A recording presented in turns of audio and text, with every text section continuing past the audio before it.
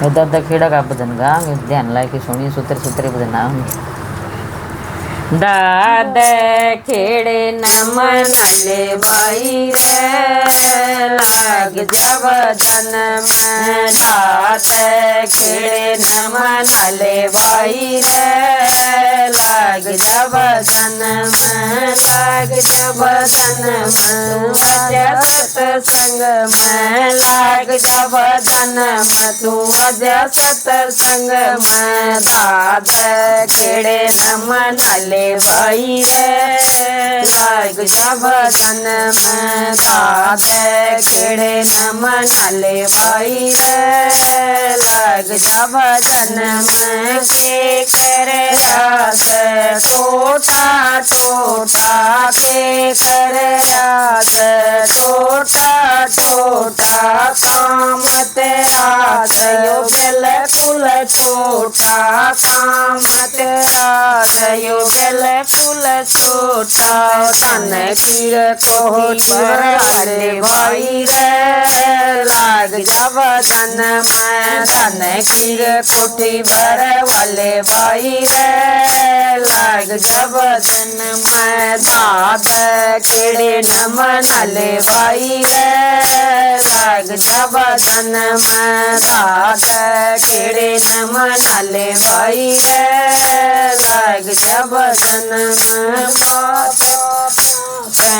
उठे न्यारा माँ बाप उठ न्यारा दुश्मन कर लिया भाई रे तारा।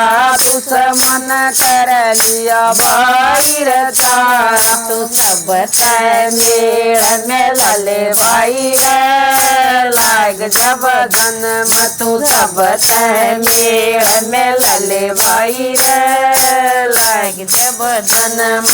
दाद खेड़े नमन ले भाई रे लाग जब जन्म। दाद खेड़े नमन ले भाई रे लाग जब जन्म। अपने घमंड मतू इतना रे फूला। अपने घमंड मतू इतना रे फूला। देर देवते सब कुछ भूला। देर देवते सब कुछ भूला। तो धर्म कमले भाई रे लाग जब जन्म। कुछ तो धर्म कमले भाई रे लाग जब जन्म। दाद खेड़े नमन ले भाई रे लाग जब जन्म। दाद खेड़े नमन ले भाई रे लाग जब जन्म।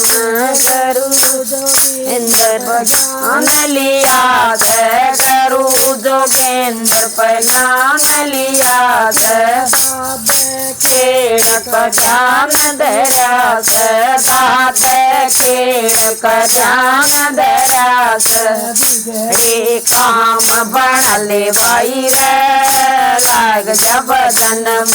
बिगड़े काम बनले भाई रे लाग जब जन्म।